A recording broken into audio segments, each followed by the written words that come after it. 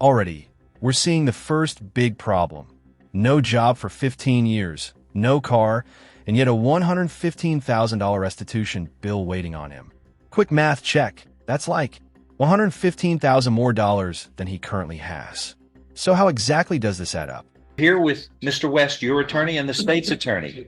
Does the defendant waive a formal reading of this indictment here? Can we proceed in summary? We can, Your Honor.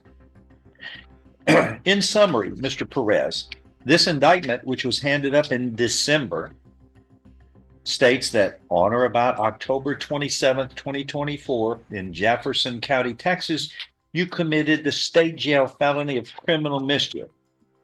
Apparently, you damaged or destroyed car windows by smashing. Here's where it gets serious. Criminal mischief may sound like a prank gone wrong, but in Texas, smashing windows to the tune of thousands of dollars makes this a state jail felony. Translation: it's not a slap on the wrist.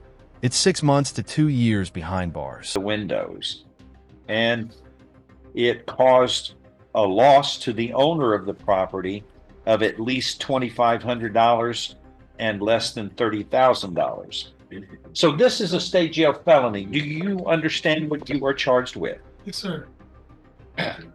If convicted, you face confinement in a state jail for any term of not less than 180 days or more than 2 years. In addition, a fine may be assessed not to exceed $10,000. Do you understand? Yes, sir. An agreement has been reached between your lawyer and the state.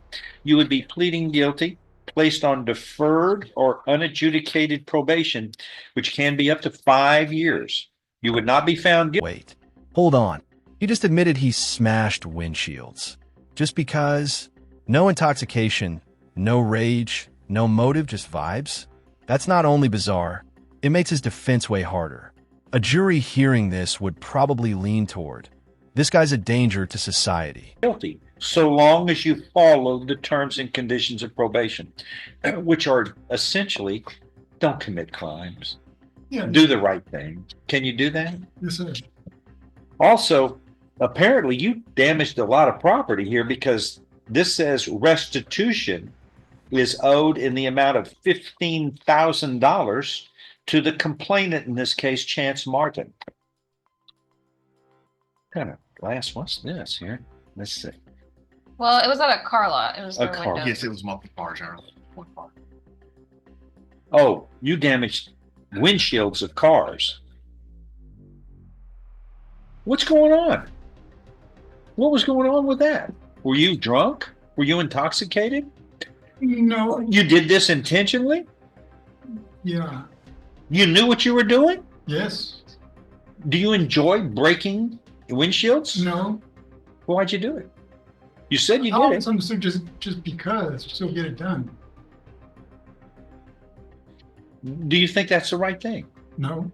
Well, here you are. You've been in jail, right? Yes, sir. Somebody thinks it's wrong, and the grand jury indicted you. If I release you, this is what I'm worried about. You leave, take a bat, and start banging everybody's windshields. Is that what you do? No. You enjoy doing that? No. That's the last Why thing. did you do it on that occasion? And there it is, the mountain of restitution, $115,000. To put that in perspective, minimum wage in Texas is $7.25 an hour. At full time, that's $15,000 a year before taxes, meaning it could take him nearly a decade to pay this off. And that's assuming he actually works. I just went to go get it done. That doesn't make any sense, does it? Well, yeah, it was a call. I received a call. By whom? Well, just personally within myself. I was rich. Oh, a thought came into your mind? Yes, I was rich and touched. Are you okay mentally? Yes. Have you ever been I don't know. questioned by a psychiatrist or a psychologist? Or no. is this normal behavior? No. It's not. Do you know, if you make one mistake on probation, your probation can be revoked. You can then be found guilty of this felony, which you carry with you forever. Yes. And then you can be sentenced up to 2 years in the state jail. Do you understand? Yes. Are you going to follow the rules? Yes, I have to. Yeah, you do. How are you going to pay $15,000 back to these people? I'm gonna expect you to pay them back. Do you understand? Yes, Do sir. you have a job when you get out? No. What do you normally do for a living? How do you exist? I stay with my parents. You don't have your own job? Well, how are you going to pay this money back? You can't go rob somebody. That would be illegal. But you're going to pay $15,000 back. Yes. Or else your probation will be revoked. Yes. We were in Las Vegas. The odds would be high. They'd be long odds.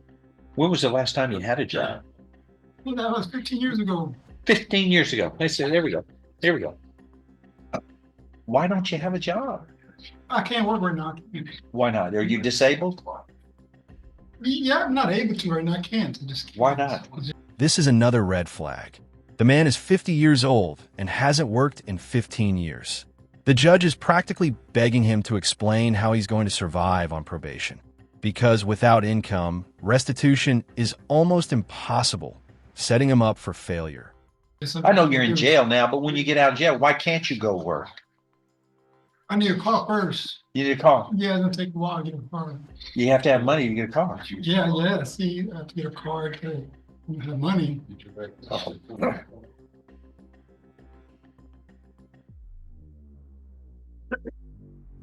Anything anybody else wants to add about any other surrounding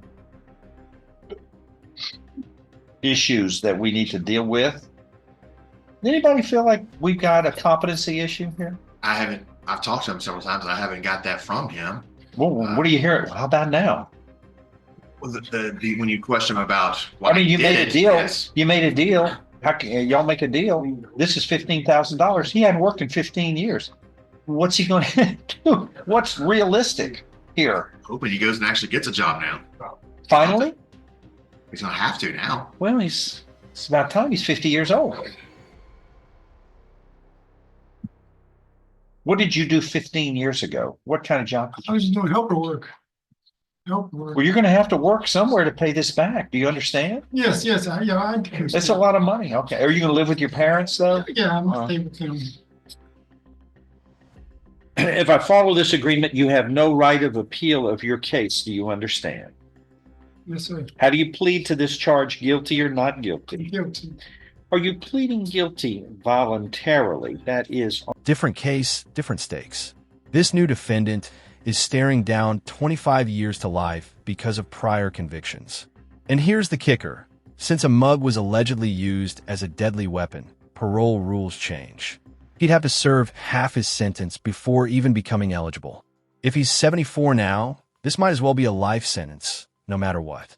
On your own free will and because you are guilty. Yes. I'm going to show you what's marked as State's Exhibit 1 now. Did you sign that document voluntarily? Yes. Did you understand it? Discuss it with your attorney? Or the contents true and correct? State's Exhibit 1 is tendered and without objection admitted.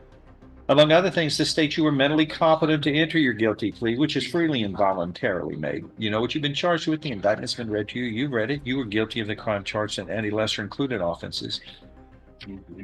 You're giving up your rights to a jury trial and the rights to the appearance, confrontation, cross-examination of witnesses.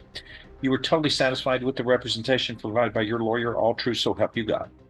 Yes. State's Exhibit 1, made a part of the record for all purposes. Is a pre-sentence report waiting? Please, John, yes. I'm going to follow this agreement, if nothing further, and find you, sir, are pleading guilty today voluntarily. You are mentally competent to do so. You understand and appreciate the consequences of pleading guilty. There's sufficient evidence from State's Exhibit 1 supporting your guilty plea to find you guilty beyond a reasonable doubt. But I'm not going to find you guilty. So long as you follow the terms and conditions of probation, you will be placed on deferred or unadjudicated probation for 5 years. You must pay restitution in the amount of $15,000 to Chance Martin, who is the owner of the property that was damaged. And those are all windshields of vehicles at a car lot, it looks like. He is the complainant in this case. There will be terms and conditions of probation that you must follow. If you fail to, your probation can be revoked. You can then be found guilty and sentenced up to 2 years in the state jail. And that's pretty much almost day for day. Everybody knows state jail parole rules are kind of different. Do you understand, sir, what has happened today? Yes, sir. Be seated, probation officer. That is all. Thank you. We need Quincy Taylor out, please. You are Mr. Taylor?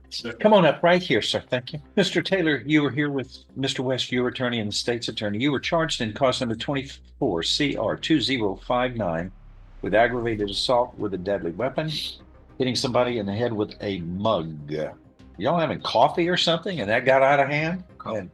Coffee cup, yeah. Well, it's supposed to be, coffee, when you're drinking coffee with others, it's supposed to be a pleasant experience. You don't use the mug as a deadly weapon, but that's the way it was indicted.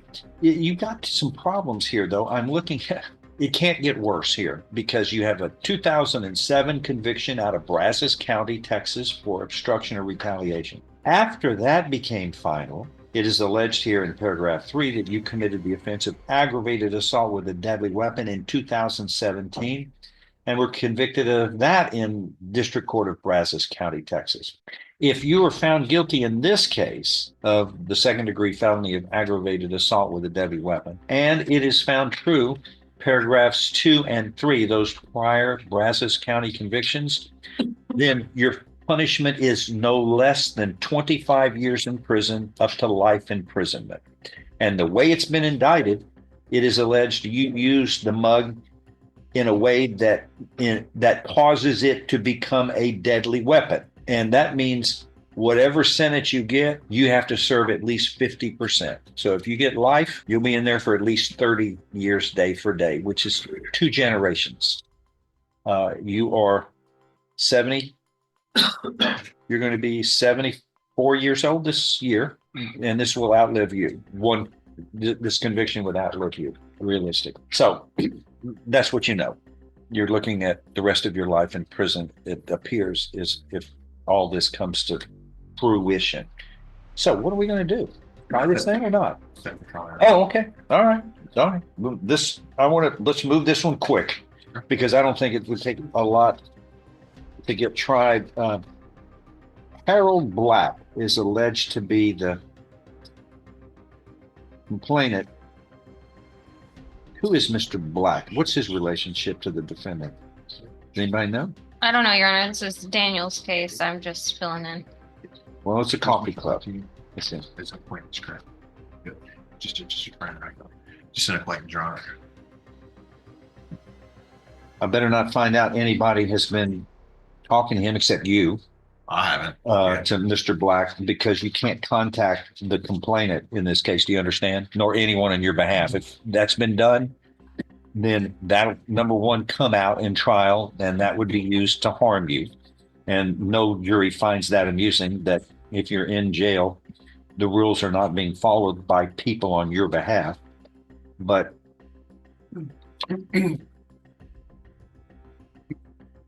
okay, we'll set this for trial. Okay, Mr. West is a great lawyer. He does a good job. It'd probably go to trial quicker if you agreed to release him. The next person on the trial docket wheel would be appointed to represent you. But that's your business. Do you want to keep him or not? Okay. He's a good lawyer. All right. Then I'll set this for trial. And let's all get ready because I don't think this one's going to be.